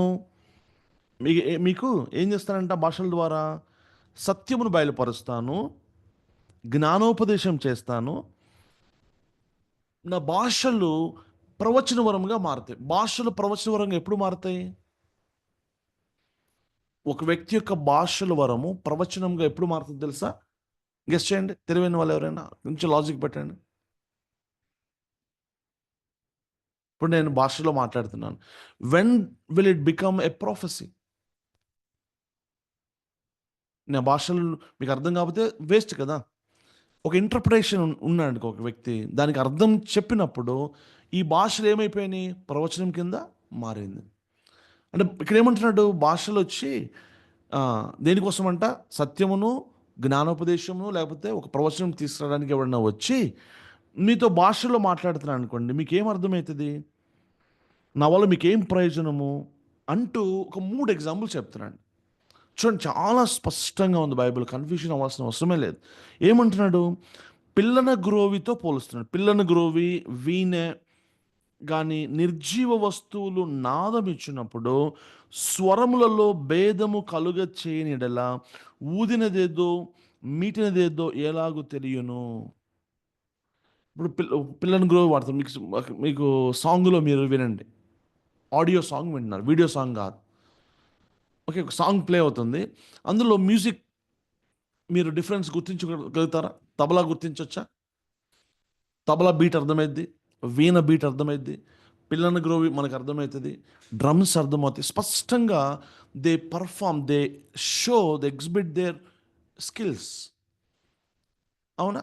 అట్లా కాకుండా ఆ డిఫరెన్స్ లేదనుకోండి, అవన్నీ కూడా కలిసి అన్నీ పాడైపోయాను. ఒక్కటి కూడా ఏమంటాం దాన్ని ట్యూన్లో లేవు. ఉదాహరణకి ఏ మ్యూజికల్ ఇన్స్ట్రుమెంట్ కూడా ట్యూన్లో లేదు. అందరు కలగా పొలగా కొడుతున్నారు ఒక రూమ్లో. ఒక్క నిమిషం నువ్వు అందులో ఉండగలవా? ఆ రూమ్లో వినగలవా నువ్వు ఆ పాట? వినసొంపుగా ఉంటుంది అసలు అది? అర్థం పర్థం లేకుండా ఉంటుంది, మీనింగ్లెస్గా ఉంటుంది. So the tongue which you speak must bring fourth A meaningful, లేకపోతే అండర్స్టాండింగ్ ఇచ్చే విధంగా స్పష్టంగా ఎదుటి వ్యక్తి అర్థమయ్యేలాగా ఉండాలి. అది ఒక ఎక్స్టాటిక్ లాంగ్వేజ్ లాగా ఉండకూడదు. ఇట్ ఈజ్ ఎ లాంగ్వేజ్ అని చెప్తున్నాడు పౌలు. సో అది స్పష్టత ఉంటుంది అంటున్నాడు. రెండవది, ఇంకొక ఎగ్జాంపుల్ ఏం చెప్తున్నాడు? మరియు బూర స్పష్టము కాని ధ్వని ఇచ్చినప్పుడు యుద్ధమునకు ఎవడు సిద్ధపడును? అలా అలాగే మీరు పాతకాలంలో బూరలు వాడేవాళ్ళు. మీరు నెంబర్స్లో చదివితే, నాకు రిఫరెన్స్ కరెక్ట్ నేను చూడలేదు, అక్కడ మేము చూస్తాం. అక్కడ ఒక లాంగ్ బోర వాడితే, ఒక టైప్ ఆఫ్ బోర వాడితే వాళ్ళందరూ కూడా బయలుదేరాలి. ఇంకొక రకమైన బోర వాడితే యుద్ధానికి వెళ్ళాలి. ఇంకొక రకమైన బోర 2 సార్లు వాడితే వాళ్ళు ఆగిపోవాలి. అంటే బూరను దేనికి వాడేవాళ్ళు? యుద్ధం ఎప్పుడు చేయాలి, ఎప్పుడు ఆపాలి అని ఒక స్పష్టమైన సంకేతము వాళ్ళకి, ఆ యొక్క సౌండ్ వారికి, సోల్జర్స్కి వెళ్తే తప్ప యూస్లెస్. లేకపోతే వాడు యుద్ధానికి ఎలా వెళ్ళగలడు, లేకపోతే ఎలా ఆగలడు? దేనికి పోలుస్తాడు ఇదంతా? గిఫ్ట్ ఆఫ్ టంగ్స్తో దాని గురించి మాట్లాడుతున్నాడు. బూర స్పష్టంగా లేకపోతే వృధా కదా. అలాగే 9వ వచనం, మీరు స్పష్టమైన మాటలు నాలుకతో పలికితేనే కానీ పలికినది ఎలాగో తెలియను. మీరు గాలితో మాట్లాడుచున్నట్లుందురు. లేకపోతే 10వ వచనం, ఈ లోకమందు ఎన్నో విధములకు భాషలు ఉన్నను, వాటిలో ఒకటైనను స్పష్టము కానిదే ఉండదు. మాటల అర్థము నాకు తెలియకుండిన ఎడల మాటలాడువానికి నేను పరదేశిగా ఉండును కదా. మాటలాడువాడు నాకు పరదేశిగా ఉండును కదా. సో సెకండ్ పాయింట్ పౌలు తీసుకొస్తుంది ఏంటంటే అండర్స్టాండింగ్. అండర్స్టాండింగ్ లేకుండా గిఫ్ట్ ఆపరేట్ అవ్వదు, గిఫ్ట్ యూస్లెస్ అంటున్నాడు. అండర్స్టాండింగ్ ఉండాలి అంటున్నాడు. సో 14:10లో it must be an known language అయి ఉండాలి. ఈ మాట్లాడే వ్యక్తికి అది అన్నోన్ లాంగ్వేజ్ అయి ఉండొచ్చు. అది నేను చెప్పేది. భాషలో మాట్లాడే వ్యక్తికి అర్థం కాకుండా ఉండొచ్చు. But it should be known at least to the interpretation కలిగిన వాడికి. ఇతను ఇంటర్ప్రిట్ చేయడం ద్వారా, ఏమంటాం దాన్ని, అర్థం చెప్పడం ద్వారా సంఘానికి కూడా అర్థం కావాలి. అది it must be known to the crowd and to the interpreter అని అర్థమవుతుంది అక్కడ. అయితే దీన్ని అప్లికేషన్ చూద్దాం. ఎందుకు ఇది నాకు అర్థం అవ్వాలో 3 రీజన్స్ చెప్తున్నాడు. With reference, with respect to the speaker, with respect to the church and with respect to the non believers. 3 కేసెస్లో దీని యొక్క అప్లికేషన్ గురించి మాట్లాడుతున్నాను. మీరు 14వ అధ్యాయము 12వ వచనం చూడండి. మీరు ఆత్మ సంబంధమైన వరముల విషయమే ఆసక్తి కలిగిన వారు కనుక సంఘములకు క్షేమాభివృద్ధి కలుగు నిమిత్తము అవి మీకు విస్తరించినట్లు ప్రయత్నం చేయండి. ఎంకరేజ్ చేస్తున్నాడు గిఫ్ట్స్ అని పౌలు. అయితే క్షేమం కలిగేలా చేయండి, యూస్లెస్గా వాడద్దు అని అంటున్నాడు. వృధాగా మీరు ప్రయత్నం చేయొద్దు అంటూ ఏమంటున్నాడు? భాషతో మాట్లాడువాడు అర్థము చెప్పు శక్తి కలుగుటకే ప్రార్థన చేయవలెను. ఓకే, నేను భాషతో ప్రార్థన చేసినట్లా నా ఆత్మ ప్రార్థన చేయను, కానీ నా మనస్సు ఫలవంతంగా ఉండదు అంటున్నాడు. చాలా జాగ్రత్తగా వినాలి. మరి మనస్సు ఫలవంతంగా లేకపోతే నువ్వు ప్రార్థన చేయటం దేనికి భాషల్లో? భాషలు ప్రార్థన చేయడం ద్వారా అది నీకు నీ మనస్సు ఎడిఫై, నీకు క్షేమాభివృద్ధి కలగట్లేదు అంటే నువ్వు చేయడం దేనికి? ఎప్పుడు నీకు ఎడిఫై అవుతుంది అంటే ఆ, కాబట్టి ఆత్మతో ప్రార్థన చేతును, మనసుతో ప్రార్థన చేతును, ఆత్మతో పాడుదును, మనసుతోను పాడుదును. లేనిలా నీవు ఆత్మతో స్తోత్రం చేసినప్పుడు ఉపదేశం పొందినవాడు నువ్వు చెప్పుదని గ్రహింపలేడు కనుక నీవు కృతజ్ఞతాస్తులు చెల్లించినప్పుడు ఆమెను వాడు ఎలాగూ పలుకును అంటూ నువ్వు ఎప్పుడు ఎడిఫై అవుతావు? నీ భాష నీకు నిజంగా ఎప్పుడు నీకు క్షేమాభివృద్ధి కలుగు చేస్తాయి? ఎప్పుడు తెలుసా? నీవు మాట్లాడినది నీకు అర్థమైతే తప్ప. అందుకోసమే అంటున్నాడు, నువ్వు దాని అర్థం చెప్పే వరమును కోరుకో. అప్పుడు నువ్వు మాట్లాడేది మర్మాలు ఉన్నాయి అనుకోండి, దేవునితో ప్రార్థన ఉంది, అవి నీకు అర్థమవుతున్నాయి. అప్పుడు నీకు నీకు చాలా సంతోషం కలుగుతుంది, చాలా ధైర్యం వస్తుంది, చాలా నీకు క్షేమాభివృద్ధి కలుగుతుంది. లేకపోతే you are just speaking into the air, గాలిలో నువ్వు మాట్లాడుతున్నట్టే, నీకేం అర్థం కావట్లేదు. ఎండిపోద్ది అనమాట, మనస్సు ఎండిపోద్ది, నిష్ప్రయోజనకరంగా మారిపోద్ది. క్షేమం నీకు, నీ మనస్సు ఫలవంతంగా ఉండదు. పౌలు అంటే నేను మీ అందరికంటే ఎక్కువగా భాషలో మాట్లాడుతున్నాను అంటే అర్థం ఏం తెలుసా? పౌలు ఏం ప్రార్థన చేస్తున్నాడో పౌలుకి తెలుసు. Okay, that is a gift, integrated gifts అనమాట. నాలెడ్జ్ అనేది, ప్రవచనం అనేది, తర్వాత టంగ్స్ అనేవి, భాషలు అనేది సంఘ క్షేమాభివృద్ధి కొరకు ఆ కాలంలో దేవుడు ఇవ్వటం జరిగింది. మనస్సు ఫలవంతంగా ఉంటుంది అప్పుడు, లేకపోతే ఫలవంతంగా ఉండదని బైబిల్ సెలవిస్తూ ఉంది. ఓకేనా? ఇంకోటి చూస్తే విత్ రెస్పెక్ట్ అంటే నీకు క్షేమాభివృద్ధి కలగాలంటే నీకు అర్థం చెప్పేది నువ్వు కలిగి ఉండాలి అని చెప్పిన తర్వాత, ఇంటర్ప్రిటేషన్ లేదనుకోండి, ఇంటర్ప్రిట్ చేసేవాడు లేడనుకోండి, నువ్వు సంఘంలో ఏం చేయాలంట? మాట్లాడొచ్చా? క్వైట్గా ఉండు అంటున్నాడు. మాట్లాడొద్దు, అసలు మెదలకుండా ఉండు. ఈరోజు చూడండి సంఘాల్లో ఎంత ఘోరమైన విషయాలు జరుగుతున్నాయో. బైబిల్లో క్లియర్గా రాయబడినప్పుడు ఎందుకు మరి దానికి మనం విధేయత చూపటం లేదు? ఎంతమంది మాట్లాడాలంట? 2 లేక 3, క్లియర్గా నెంబర్ కూడా మెన్షన్ చేయబడింది. సరే, 14వ అధ్యాయం 16 నుంచి 20 చూస్తే ఏమంటున్నాడు? మిగిలిన నీకు క్షేమాభివృద్ధి కలగాలి, నీ మనసు ఫలవంతంగా ఉండాలంటే నీకు అర్థం కావాలని ఉంది. మరి మిగతా వాళ్ళకి ఎప్పుడు క్షేమాభివృద్ధి కలిగిద్దంటే అర్థం చెప్పేవాడు ఉండాలి, లేకపోతే అర్థం అవ్వదు, వృధా అవుతుంది అంటాడు. అయితే with respect to the non believers, అన్ని జనులకి ఏ విధంగా ప్రయోజనం ఉంటుంది? 21 నుంచి చూస్తే, ఒక సంఘంలో అందరూ అన్ని భాషలో మాట్లాడుతున్నారు. ఒక అన్ని జనుడు వచ్చాడు, అసలు వాడికి రక్షణ తెలియదు, సరే సంఘానికి వద్దామని వచ్చాడు. వచ్చేసరికి అందరు గందరగోళంగా మాట్లాడుతూ ఉన్నారు, ఎవరికి నచ్చినట్టుగా వాళ్ళు భాషలో మాట్లాడుతుంటే వాడికి ఏమర్థమవుతుంది? వాడు ఏమనుకుంటాడు? 23వ వచనం, సంఘమంతయు ఏకంగా కూడా అందరూ భాషలో మాట్లాడుచుండగా ఉపదేశము పొందని వాడైనను, వాడికి ఏం అర్థం కావట్లేదు, లేకపోతే ఇంటర్ప్రిటేషన్ లేని వాడైనను, లేకపోతే అవిశ్వాసులను లోపలికి వచ్చినప్పుడు వాళ్ళు ఏమనుకుంటారంట? మీరు వెర్రి మాట్లాడుతున్నారేంటి, ఇన్సేన్గా పిచ్చి వాళ్ళు ఉన్నారేంటి అనుకుంటారంట వాళ్ళు. అంతే కదా? ఈరోజు చూడండి బయట ట్రోలింగ్ ఎంత జరుగుతుందో, దేవునికి అవమానకరమైన కార్యాలు ఎన్ని జరుగుతున్నాయో. నేను యాక్చువల్గా ఫిన్హాస్ని అడిగాను కొన్ని భయంకరమైన పరిస్థితులు మీకు చూపించాలని. యేసు నామములో సంఘాల్లో జరిగే అరాచకాలు, ఈ కరిజ్మాటిక్ కేయోస్, ఇవన్నీ కూడా ఎంత ఘోరంగా ఆయన నామానికి అవమానకరమైన విషయాలు జరుగుతున్నాయంటే, పబ్లిక్గా అన్ని జనులు నవ్వులు పాలు చేసే కార్యక్రమాలు జరుగుతున్నాయంటే సిగ్గుపడాల్సిన పరిస్థితులు కనపడుతున్నాయి. నేను తయారు చేసి చూపిస్తాను మీకు కావాలంటే, ఎందుకు ఇంత బాధతో మాట్లాడుతున్నాను. సో ఏమనుకుంటారు వాళ్ళు? ఏంద్ర వీళ్ళంతా పిచ్చోళ్ళు ఉన్నారు, వెర్రి వల్ల మాట్లాడుతున్నారు అనుకుంటారు వాళ్ళు. అదే సంఘంలో అందరూ ప్రవచనం పలుకుతున్నారు, అందరూ దేవుని వాక్యం పలుకుతున్నారు, దేవుడు వాళ్ళకి ఇచ్చిన రివల్యూషన్ని మాట్లాడుతున్నారు. మీరు చూసారా పెంతెకోస్తు దినాన ఏం జరిగింది? వాళ్ళందరూ ఏం చేస్తున్నారు? పిచ్చి పిచ్చి మాటలు మాట్లాడారా? వాళ్ళు దేవుని స్తుతించారు, దేవుని స్తోత్రాలు తెలియజేస్తున్నారు, దేవుని గొప్ప కార్యాలు మాట్లాడుతున్నారంట. ఏ భాషలో?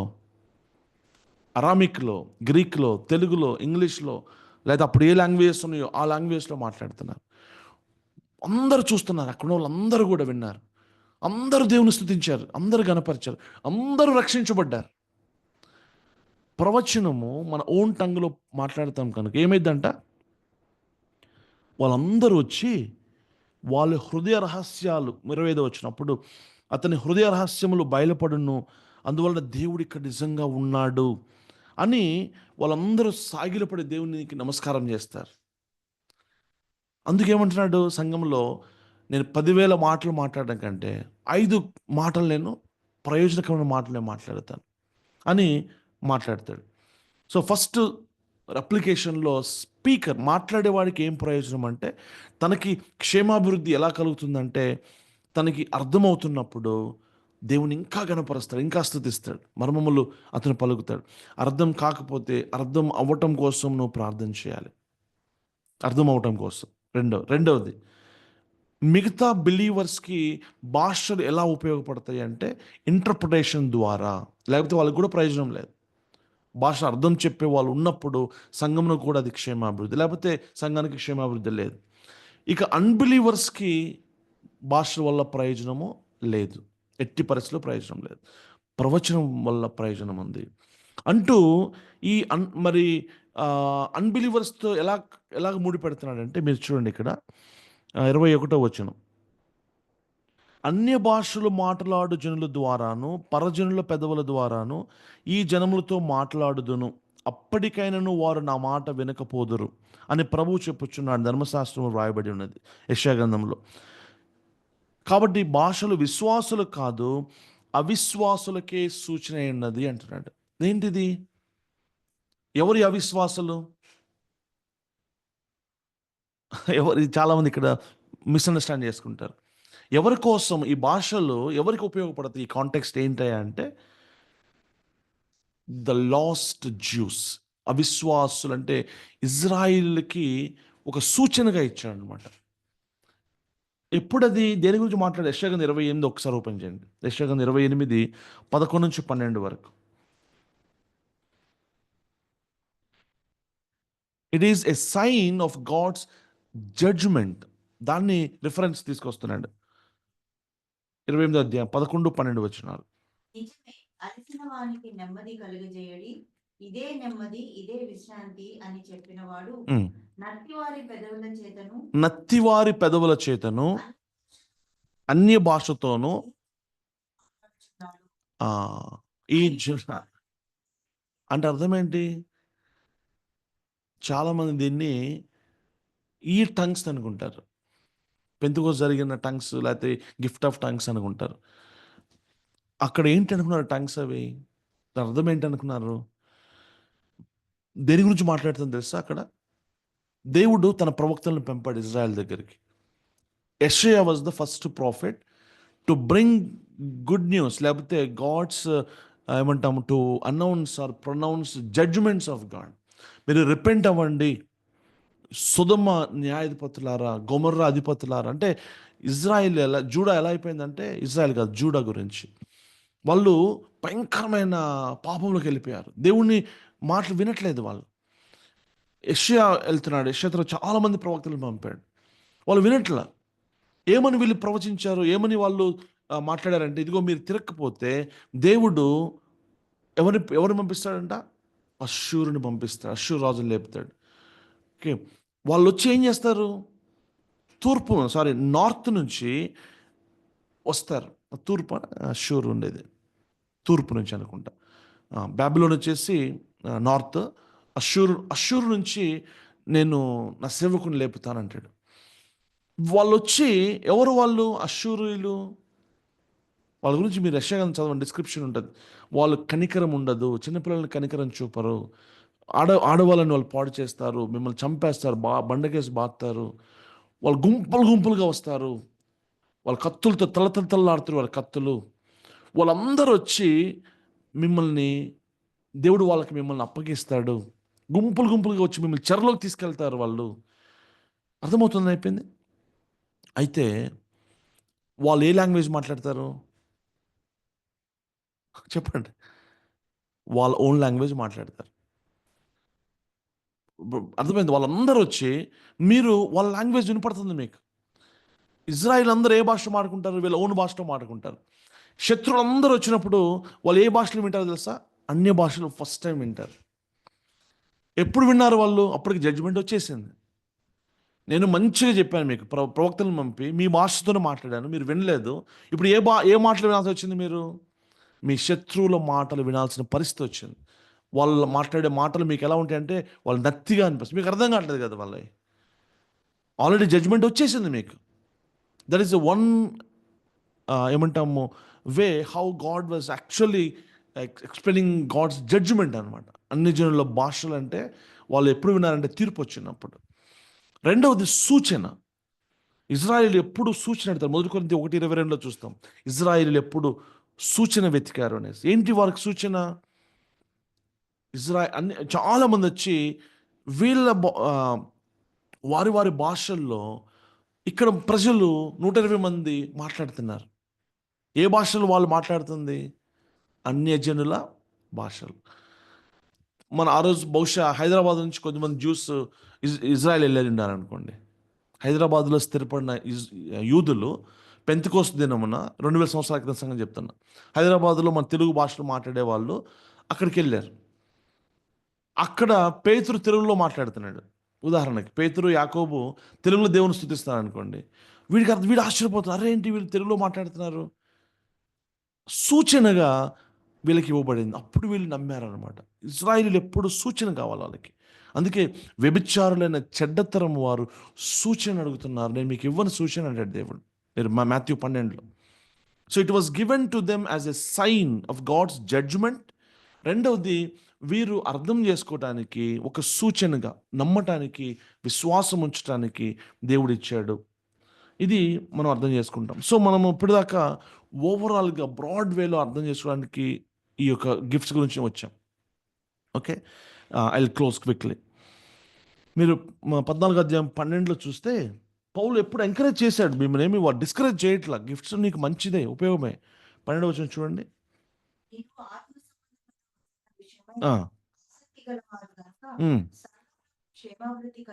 ఆసక్తి ఉంది, అయితే see that it should edify the church. సంఘములకు క్షేమాభివృద్ధి కలుగు నిమిత్తము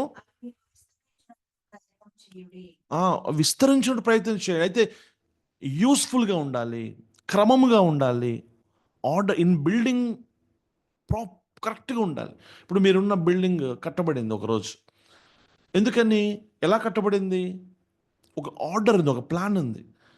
మెటీరియల్, ఏ మెటీరియల్ ఎప్పుడు వాడాలి, ఒక కాంట్రాక్టర్కి లేకపోతే ఆ యొక్క ఓనర్కి మధ్యన స్పష్టమైన అవగాహన ఉండాలి. ఎందుకంటే వాళ్ళ ప్లాన్ ప్రకారం ఏ మెటీరియల్ కావాలో చక్కగా ఇట్ షుడ్ బి బిల్డింగ్. లేకపోతే ప్లాన్ లేకుండా ఇష్టానుసారంగా ఇల్లు కడితే ఎలా ఉంటుంది? వంటగదిలో ఉండాల్సిన చోట బాత్రూమ్ వస్తుంది, లేకపోతే భయంకరంగా ఉంటుంది, చాలా ఘోరంగా కట్టబడుతుంది. It should be in order, harmony ఉండాలి. ప్లానింగ్, మెటీరియల్ ఇవన్నీ చక్కగా ఉండాలి. And it is not for the exhibition. Maturity ఉన్నప్పుడు పేషెంట్గా నువ్వు ఓర్చుకుంటావు. ఇంపేషెంట్ అయిపోతారు, లేకపోతే నాకు ఎప్పుడు అవకాశం రాలేదు, నేను కూడా మాట్లాడాలి, నేను కూడా చెప్పాలి ఏదో ఒకటి అని అనిపిస్తూ ఉంటుంది. అయితే అప్పుడు ఆ టైంలో చెప్తున్నాడు, 2-3 భాషలో మాట్లాడతారు, ప్రవచిస్తారు. ప్రవచనం చెప్పిన వాళ్ళు మళ్ళీ వీళ్ళు ఏం చేస్తారు? వివేచన చేసి ఇది కరెక్టా కాదా డిసైడ్ చేయాలి. ఏది పడితే అది మీరు నమ్మొద్దని కూడా చెప్తున్నాడు. ప్రవక్తల ఆత్మలు ప్రవక్తల స్వాధీనంలో ఉంటాయి, క్రమముగా ఉంటాయి. పిచ్చి పిచ్చిగా గోలగోలగా చేయరు, ఆర్డర్ లేకుండా చేయరు. దే నెవర్ లూజ్ దేర్ ఏమంటాం control over their bodies, their tongue. కంట్రోల్డ్గా ఉంటారు వాళ్ళు. చూడండి, కొన్ని మీటింగ్స్లో చూస్తే పిచ్చి పిచ్చిగా ఎగురుతూ ఉంటారు, పిచ్చి పిచ్చిగా మాట్లాడుతూ ఉంటారు. పరిశుద్ధాత్మ దేవుడు అల్లరికి కర్త కాదు. మీకు అర్థమైపోద్ది అక్కడ పరిశుద్ధాత్మ దేవుని కార్యం ఉందా లేదా అనేసి. మీకు దెయ్యం పట్టిందా లేకపోతే నిజంగా పరిశుద్ధాత్మ కార్యం జరుగుతుందా ఒక వ్యక్తి చూస్తే అర్థమవుతుంది.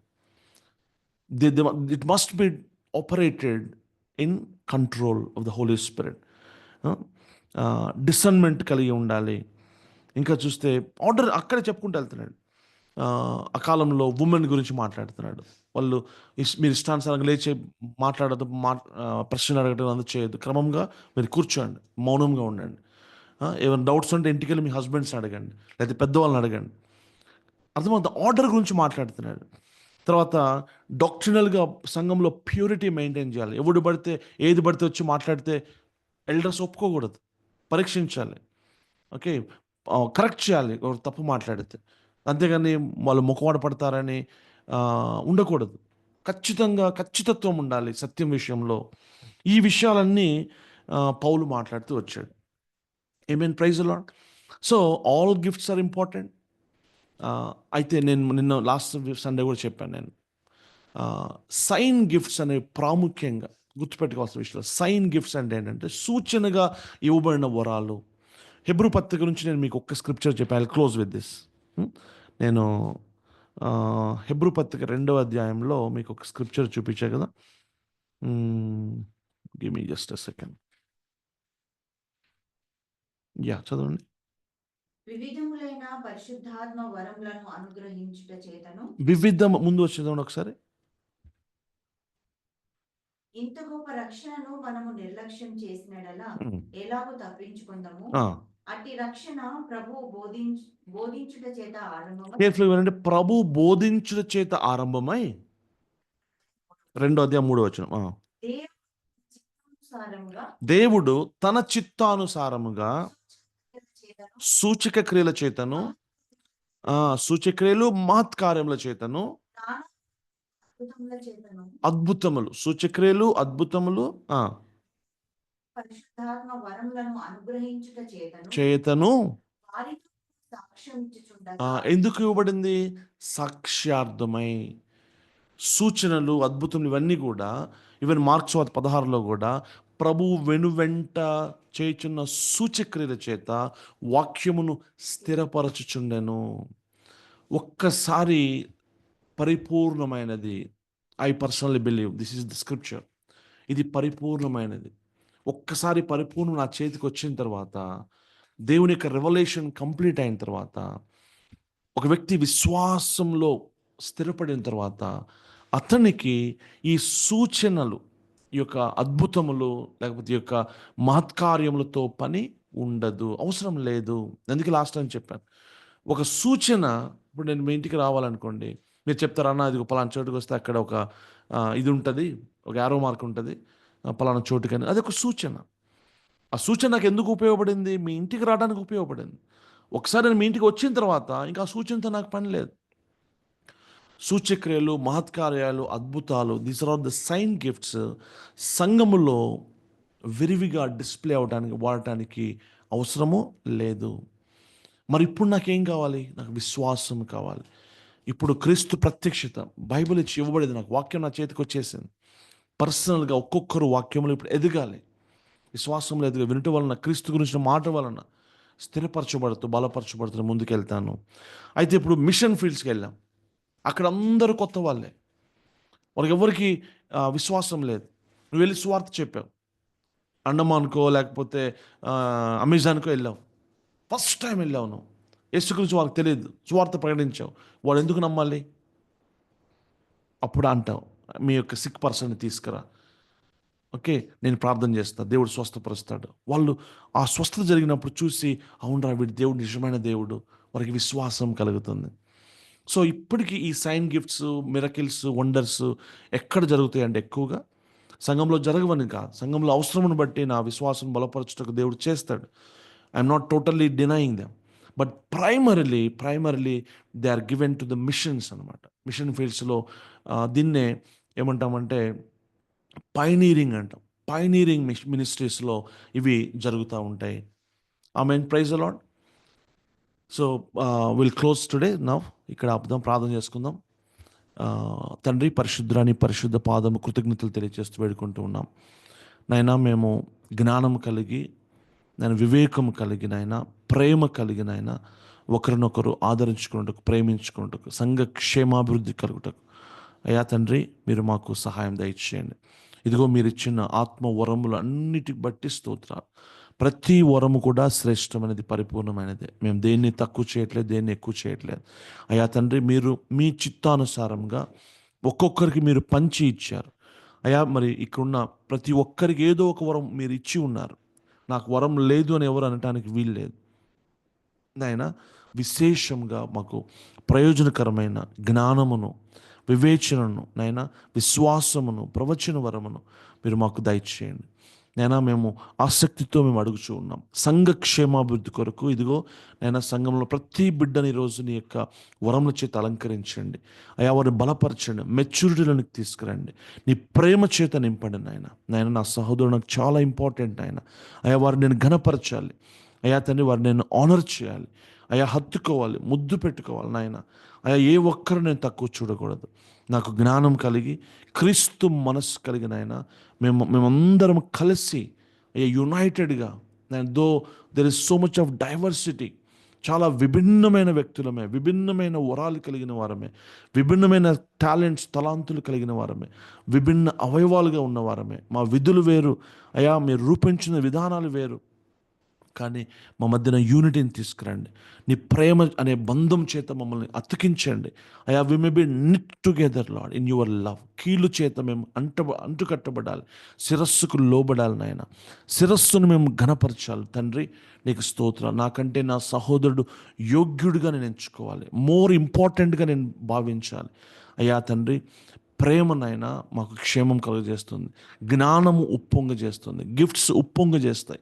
మెచ్యూరిటీలోనికి మమ్మల్ని తీసుకురండి నాయన. లోబడుట అయా తండ్రి మాకు నేర్పించండి, దీనత్వం మాకు నేర్పించండి. నిజంగా విరిగి నలిగిన స్థితిని మీరు మాకు దయచేయండి నాయన. నాయన అయా ఒకరినొకరు నిజంగా హత్తుకుని నాయన, అయా ఒకరినొకరు నిజంగా ఘనపరచుకుంటూ ఆదరించడం మాకు నేర్పించండి. మీరే మహిమ పొందుకొనమని సహాయం దయచేయమని యేసు నామములో అడుగుచున్నాను మా పరమ తండ్రి. ఆమెన్. ఆమెన్.